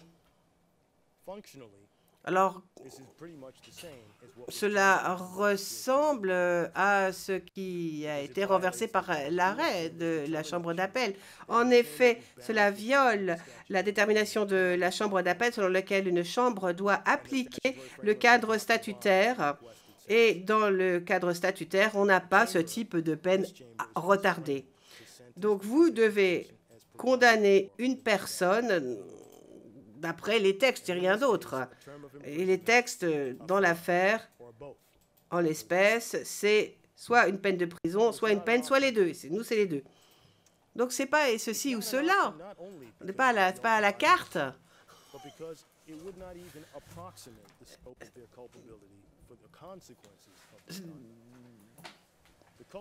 Parce que ce serait ultra vires, et en plus parce que cela ne représenterait même pas leur culpabilité pour les conséquences de leur conduite. Rappelez-vous, de toute façon, ils n'ont jamais présenté d'excuses pour leur conduite, ils n'ont jamais reconnu cette conduite coupable, ils n'ont exprimé aucun regret, aucun d'entre eux n'a présenté ses excuses aux victimes qui se sont présentées ici devant cette cour de dernier recours pour obtenir enfin justice. Mais une justice qui a été délibérément entravée par ces personnes. Et il n'y a pas eu la moindre déclaration de leur part. Ils n'ont donné aucune information sur la Cour pour qu'on puisse savoir exactement quels sont les témoins qui ont véritablement été subornés ou pas. En fait, on ne sait pas parce que pour l'instant, tout le monde, personne ne pipe mot. Ils n'ont pas parlé, ils n'ont rien reconnu et ils n'ont présenté aucune de ces informations à la Chambre. Dans la vidéo, plutôt dans la déclaration à laquelle j'ai fait référence et qu'a fait M. Kilolo, je crois que c'était le 11 juin, il a été interviewé, il a dit que le procureur devrait démissionner. Alors, je ne pense pas qu'il s'agit d'une personne qui a reconnu sa conduite pour laquelle il a été condamné devant cette cour. On voit bien quand il dit ça, qu'il demande la démission du procureur, qu'il n'éprouve aucun remords. Aucun remords pour son comportement qui a été criminel et qui a été, que je vous le rappelle, déterminé au-delà de tout doute raisonnable, non pas seulement par une chambre de première instance, mais aussi par une chambre d'appel. Alors bien sûr, maintenant, la défense va prendre la parole et va parler des circonstances individuelles de leur affaire, des difficultés, des souffrances qui ont été endurées et de leur vie familiale qui a été détruite, etc., etc. Et vous allez aussi vous parler de leur de toute leur contribution qu'ils font à leur communauté, etc., pour essayer de vous pousser à réduire leur peine. Eh bien, je ne vais pas rentrer dans ces détails-là, mais lorsque vous écoutez tout cela sur ces personnes, rappelez-vous quand même des circonstances de l'affaire Prince, la circonstance vécue par les victimes des crimes, parce qu'il y a des crimes qui ont été commis et crimes qui ont été évoqués dans l'affaire principale. Parce qu'il y a des victimes dans cette affaire. Ça, en tout cas, tout le monde est d'accord pour le dire. Dans l'affaire principale, il y a eu des victimes. Victimes qui se sont présentées ici, devant cette cour, pour essayer d'obtenir justice. Et n'ont pas obtenu justice. Et ils ont été victimes de crimes épouvantables. Des atrocités, des crimes commis par le MLC. Ils avaient droit à une certaine justice et cette cour aurait dû leur rendre justice, mais cela n'a pas été possible du fait de la conduite criminelle des accusés qui a subordonné les témoins. Rappelez-vous de tout cela. On va vous parler des malheurs des familles des accusés, mais qu'en est-il du malheur des victimes et de leurs familles? En fin de compte, est-ce que tout cela valait le coup? Lorsque vous avez rendu votre jugement et vous avez condamné les accusés en octobre 2016, vous avez dit, c'est important, il est apparent dans la courte vie de la Cour de prévenir tout délit contre l'administration de la justice afin que la Cour puisse fonctionner correctement. Donc ces délits sont importants et doivent être parce qu'ils empêchent que l'on arrive à la vérité dans des affaires de crimes contre l'humanité et de crimes de guerre, entre autres. Donc, ce sont des délits importants parce qu'ils peuvent empêcher les victimes de enfin bénéficier d'une justice pour des crimes épouvantables qu'ils auraient subis. Donc, il s'agissait de mots très puissants qui résonnent encore. Cela dit, malheureusement, ce ne sont que des mots. Et les mots, s'il n'y a pas de réalité derrière ces mots, ne servent à rien. Donc il faut savoir ce que cette institution, ce que votre chambre, ce que cette cour, ce que l'institution a l'intention de faire à propos de ces crimes. Donc il s'agissait donc de mots très sages, certes, mais qui n'auront écho que si vous prenez une décision informé. Donc, comme je l'ai dit, le fait que la Chambre d'appel ait renvoyé cette affaire pour revue de la peine va permettre à cette Chambre de faire ce qui est juste, ce qui est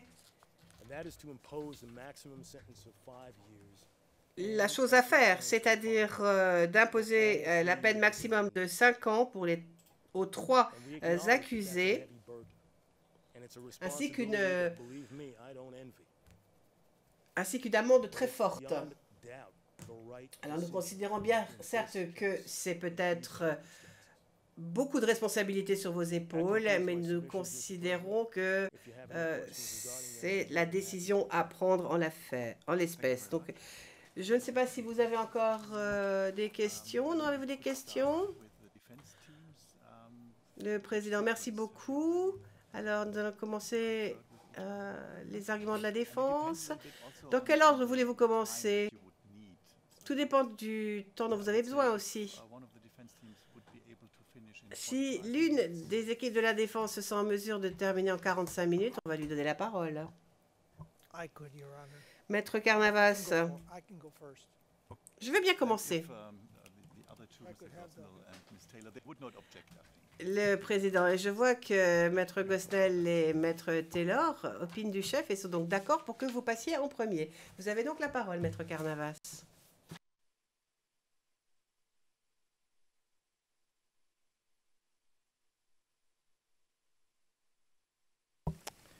Good morning again, Mr. President and Your Honors. On my Bonjour à tous. first appearance in federal court in the United States, Donc, lorsque j'étais aux États-Unis pour la première fois, le juge m'a dit, je ne sais pas si votre client vous paye pour 1 heure, 2 heures ou 3 heures, mais moi, je vous écoutais 15 minutes, pas plus. Alors, parlez un quart d'heure, je vous écoute pendant un quart d'heure, et puis après, j'écoute plus, mais vous pourrez en revanche présenter la facture à votre client. Le président, moi, j'aurais même pas écouté 15 minutes. you already sat through the trial. You heard all the evidence. Les présidents, And I have to believe j'aurais été plus that, généreux, je dois dire, mais allez-y, Maître Carnavas. Bien. Alors, j'ai écouté, j'ai lu le dossier, etc. Et je sais que vous avez pris en compte tous les faits. Donc, aujourd'hui, tout ce qu'on vous a dit n'est pas nouveau. Alors, parlons de l'acquittement. Non, j'en parlerai à la fin de l'acquittement.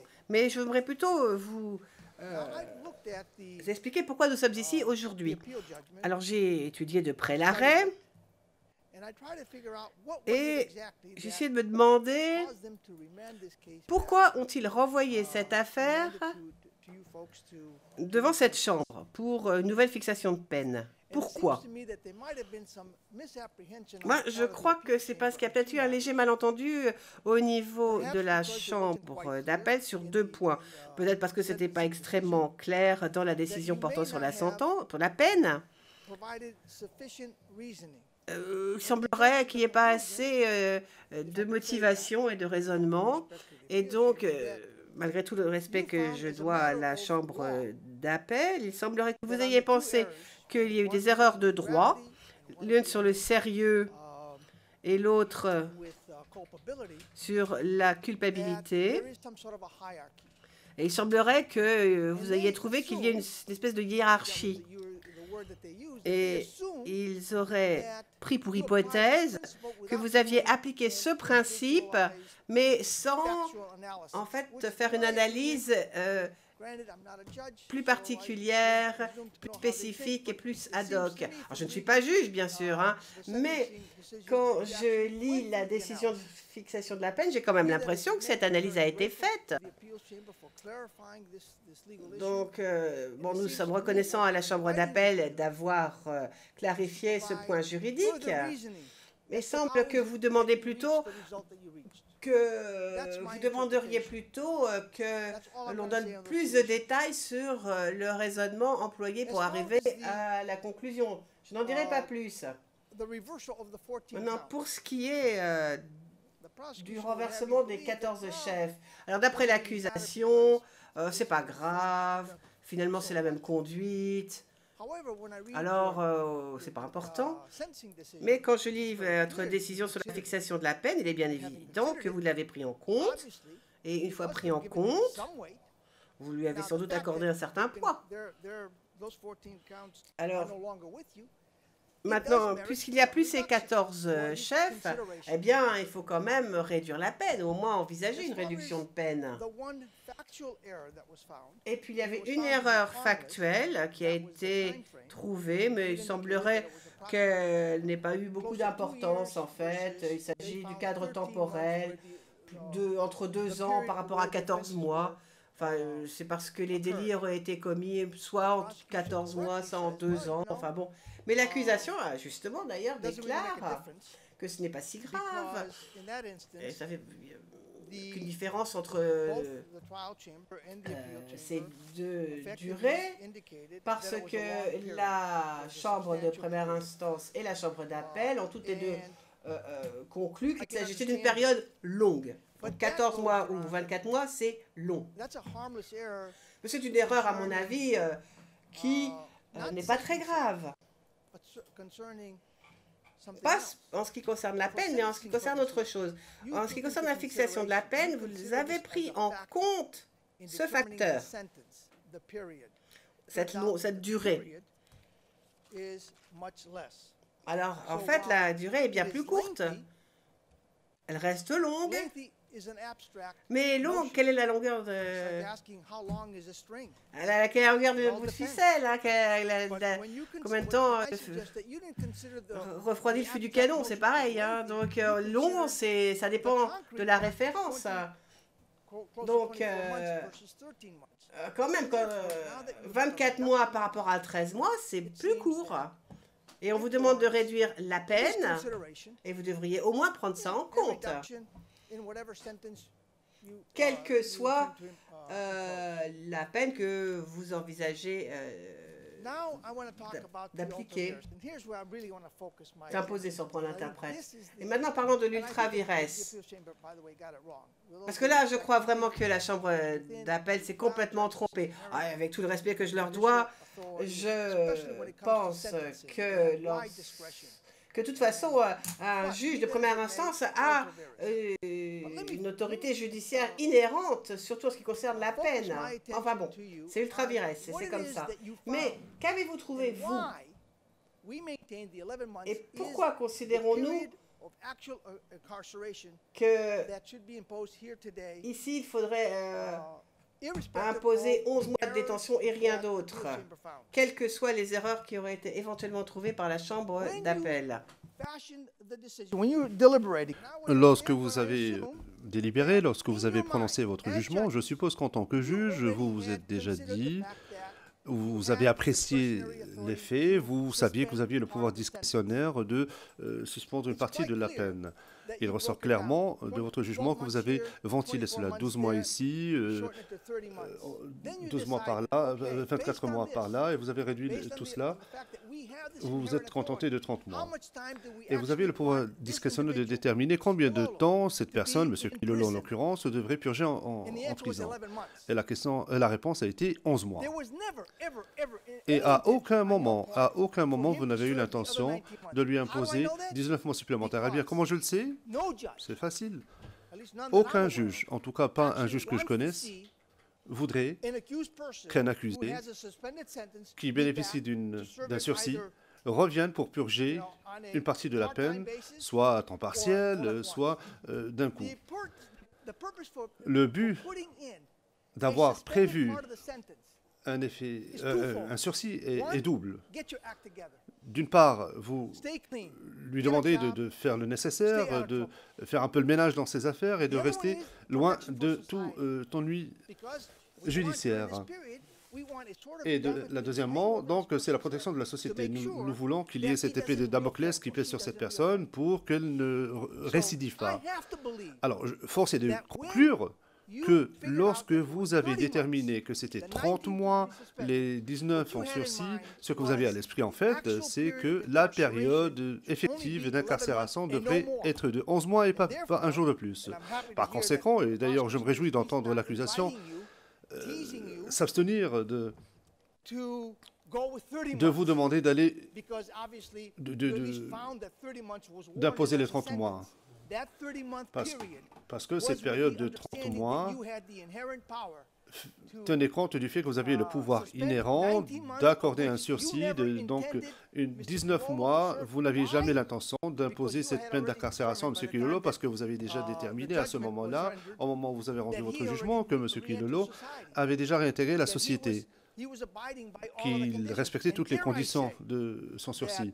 Et permettez-moi de dire qu'en imposant une peine de probation, cette épée de Damoclès, à toute fin utile, et nous savons que cela a maintenant été jugé ultra virès, il était en fait en probation. Et donc il a respecté les conditions de sa libération, de ce sursis. C'est un temps supplémentaire qu'il a passé sans récidiver. Il a essayé de se relever et je crois que cet élément doit être pris en compte dans la fixation de la nouvelle peine. Parce que sans cela, à quoi cela servirait-il? De réintégrer quelqu'un, puis de le réinsérer, de le réincarcérer pour la période que requiert l'accusation. L'accusation demande une période d'incarcération de 49 mois supplémentaires. Pour quelqu'un comme M. Kilolo, qu'est-ce que cela signifie? C'est la faillite, certaine pour lui. Qui sait ce qu'il adviendra de sa situation familiale? Comment est-ce qu'il pourra se relever, se remettre sur pied? Comment est-ce qu'on pourrait justifier cela? À quel moment est-ce qu'il recolle les morceaux de sa vie? Mais au-delà de ces considérations, l'accusation nous dit que les juges ne doivent pas doivent agir de façon désintéressée, en toute impartialité.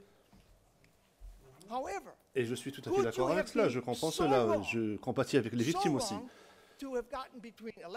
Mais comment est-ce qu'on aurait pu se tromper à ce point-là, de passer de 11 mois à 49 mois? Comment est-ce qu'on peut même demander cela? Je n'arrive pas à le comprendre. Lorsque j'examine les faits auxquels vous avez accordé une attention particulière, et à mon sens, votre jugement a été un des meilleurs jugements que j'ai lus. S'agissant des constats, je ne le dis pas simplement devant vous, je l'ai dit à d'autres aussi.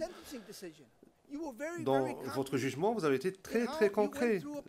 Vous avez apprécié les éléments, vous êtes arrivé à ce jugement. Et comment est-ce que vous auriez pu vous tromper de 49 mois? Parlons maintenant des victimes. Et parlons un peu de l'acquittement de M. Bemba. Je ne connais pas M. Bemba, je ne l'ai jamais rencontré, je connais son équipe un peu, mais je ne me suis jamais entretenu avec cette équipe de l'affaire. J'ai lu l'appel, je l'ai lu d'un bout à l'autre, et permettez-moi de vous faire part de mes impressions s'agissant de cette affaire. L'accusation a échoué. L'accusation n'a pas bien diligenté ses enquêtes, n'a pas préparé son dossier. Elle a commencé le dossier, elle a commencé le procès.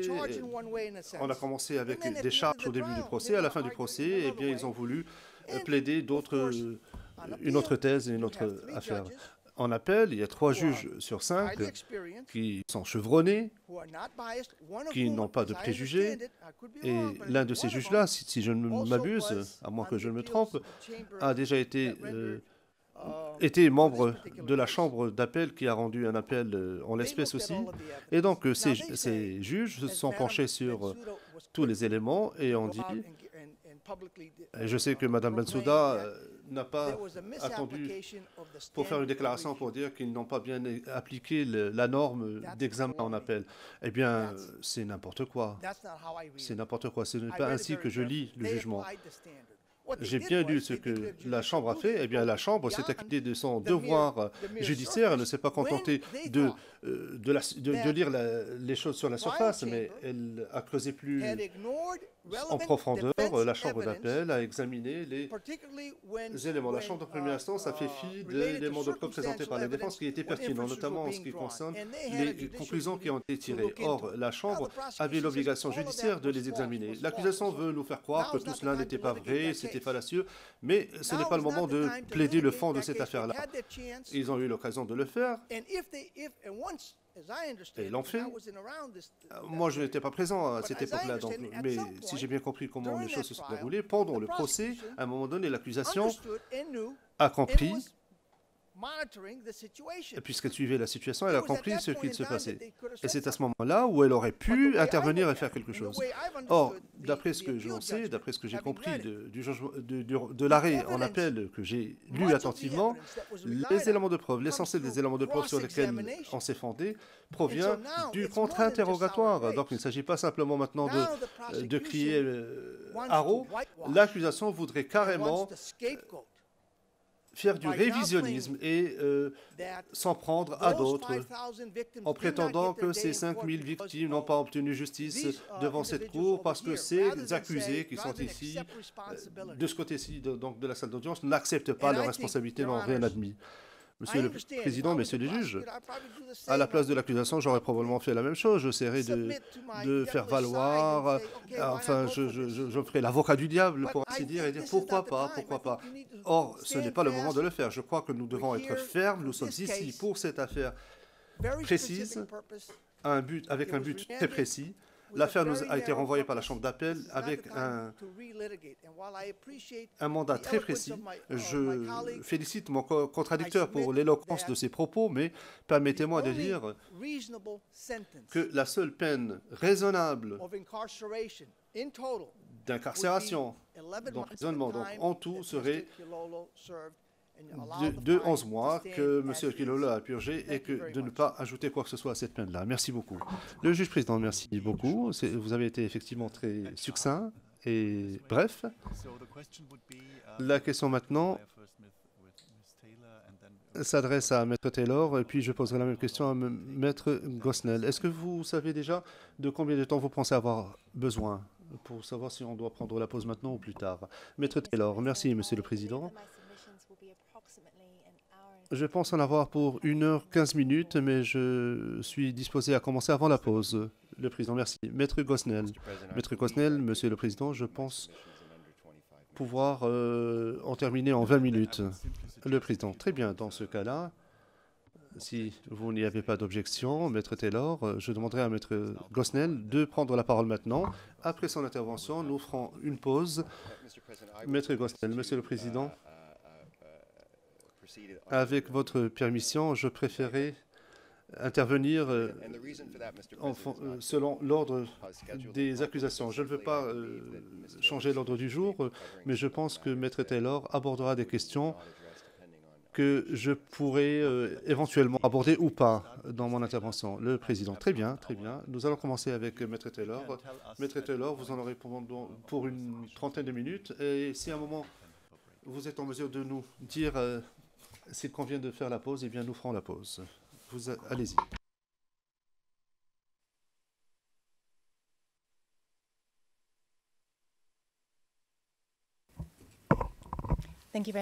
Maître Taylor, merci beaucoup, Monsieur le Président.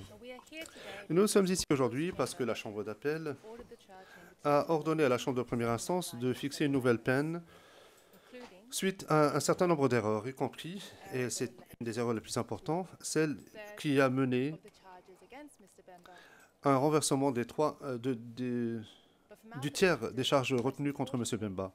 Mais plus important encore, nous sommes ici aujourd'hui parce que, après le début de la procédure qui nous intéresse, la Chambre d'appel a rendu un jugement acquittant M. Bemba de tous les chefs d'accusation retenus contre lui dans l'affaire principale.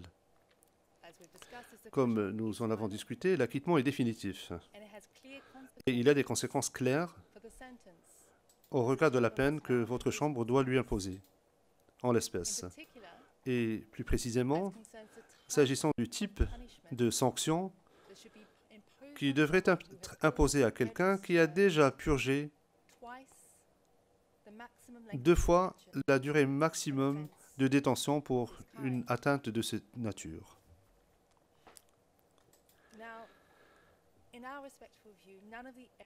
Aucune des erreurs qui ont été recensées par la Chambre d'appel ne justifie un alourdissement de la peine, notamment lorsque cela vont à l'encontre de son acquittement au titre de l'article 70.1b. Mais le fait que la détention de M. Bemba est passée de 0 à 10 ans du jour au lendemain milite en faveur d'un réexamen sérieux et d'une réadaptation de la peine et de la sanction qui devrait lui être imposée à ce stade. A priori, la meilleure solution pourrait sembler être de déclarer que M. Bemba doit purger une peine qui correspond au temps qu'il a déjà purgé en emprisonnement. C'est la norme qui a été retenue dans l'affaire Hartmann, 2 000 €. Une journée correspond à une journée de détention.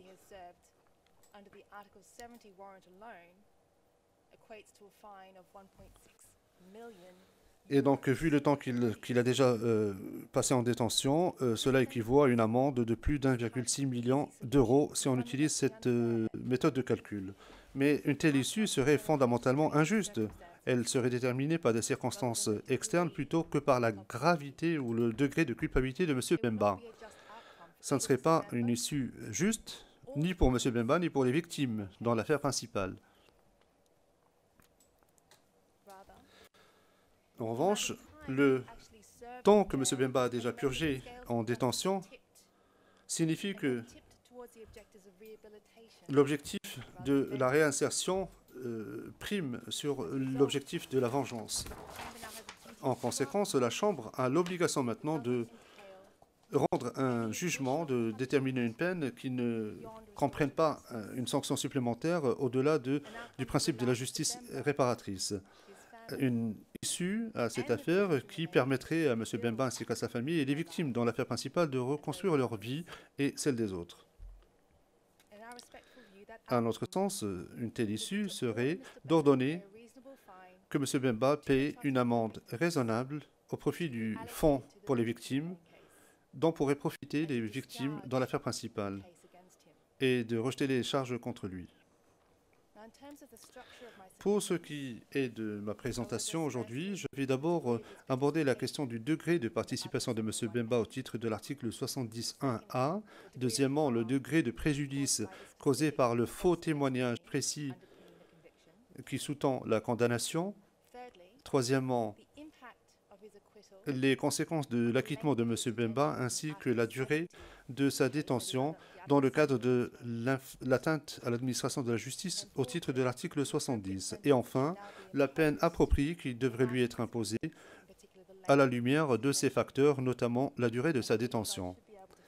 Et je pense pouvoir terminer le premier volet de mon intervention avant la pause du matin. S'agissant de l'erreur et du degré de participation, nous estimons qu'il est nécessaire d'imposer une peine moins lourde s'agissant de la condamnation de M.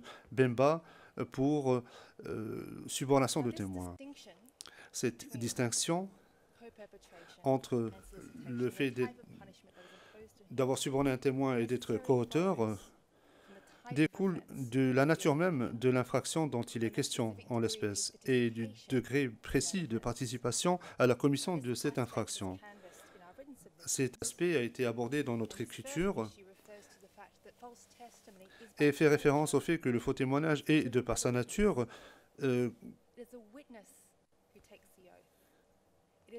tributaire du témoin. C'est le témoin qui prend l'engagement de dire la vérité. C'est le témoin qui décide des réponses qu'il veut apporter ou pas. Et c'est le témoin qui, somme toute, porte la responsabilité et engage sa responsabilité en cas de parjure ou mensonge devant la cour.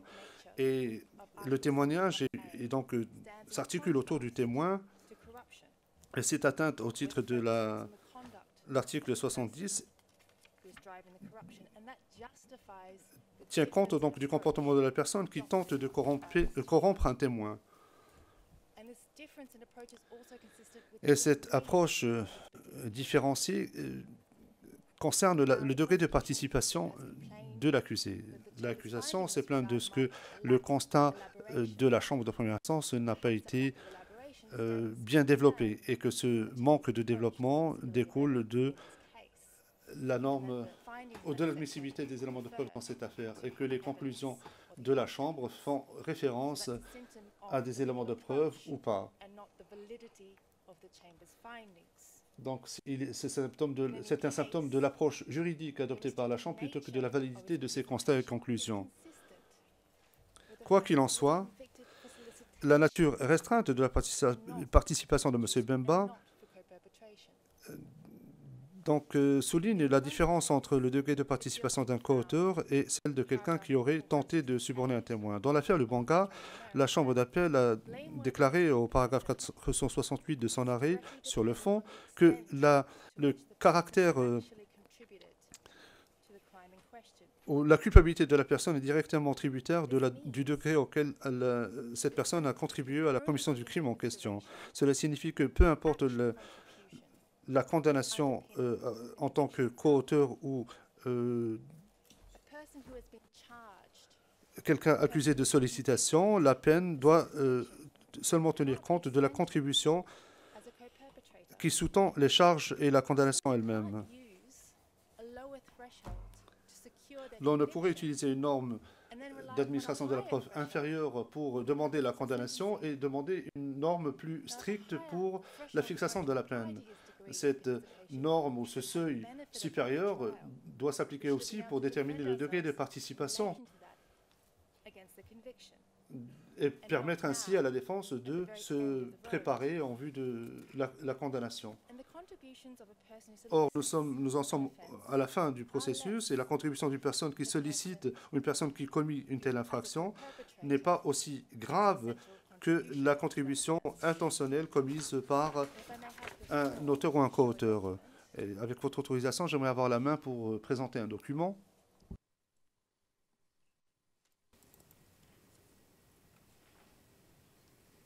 The defense has the floor. Le greffier d'audience, la défense à la main. Maître Taylor, je pense que le document apparaît à l'écran.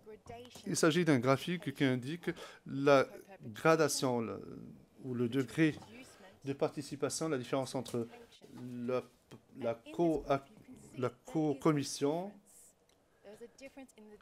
l'encouragement et la sollicitation. Il y a donc une différence. Si on utilise l'approche retenue dans l'affaire Lubanga, cette différence reflète aussi une différence en matière de culpabilité et une distinction s'agissant des sanctions à imposer. L'accusation n'a pas démontré le contraire d'ailleurs et qu'il faudrait adopter une nouvelle approche. Est-ce que vous voulez que je poursuive ou est-ce que vous voulez que je m'arrête maintenant? Le juge président, si vous souhaitez vous arrêter maintenant, je pense que le temps serait opportun, mais je ne voudrais pas vous empêcher de développer un autre point si vous souhaitez poursuivre. Maître Taylor, non, je pense que le moment est opportun. Le juge Pangalanga, est-ce que je peux poser une question? Oui, allez-y. Je vois donc ce tableau devant moi. D'où provient ce tableau, Maître Taylor? Maître Taylor, votre microphone n'est pas allumé.